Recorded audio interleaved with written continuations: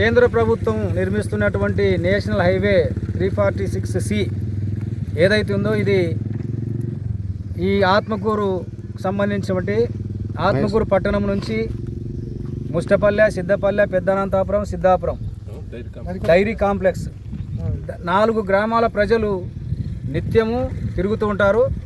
అట్లాగే ఈ 4 గ్రామాల ప్రజలకు సంబంధించిన విద్యార్థులు ఒక 100 మంది దాకా విద్యార్థినులు ఆత్మకూరుకి పట్టణానికి రావడం జరుగుతుంది.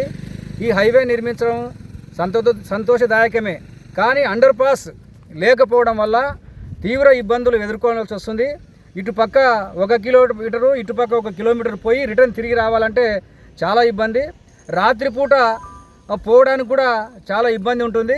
కాబట్టి జిల్లా కలెక్టర్ ఎవరైతే ఉన్నారో వారు వెంటనే జోక్యం చేసుకొని ఈ 4 గ్రామాల ప్రజల యొక్క రాకపోకలకు ఇబ్బంది లేకుండా అండర్ పాస్ నిర్మించాలని చెప్పేసి మేము ఈరోజు సిపిఎం పార్టీగా డిమాండ్ చేస్తున్నాము.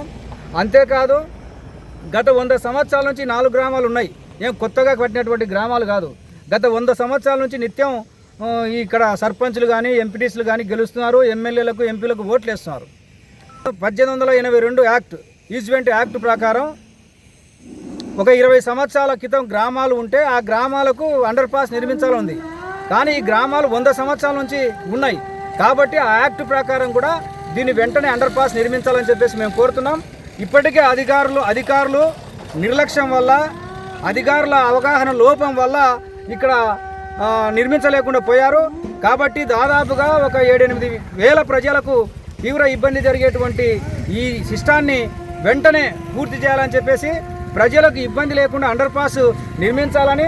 ఆ విధంగా చేయకపోతే 4 గ్రామాల ప్రజలు ఖచ్చితంగా రోడ్డు మీదకి రావాల్సి వస్తుంది, కలెక్టర్ ఆఫీసులు దిగ్బంధనం చేయాల్సి వస్తుంది. కాబట్టి ఈ పరిస్థితి లేకుండా ఉండాలంటే వెంటనే అండర్ పాస్ నిర్మించాలని చెప్పేసి మేము ప్రభుత్వాన్ని డిమాండ్ చేస్తున్నాం.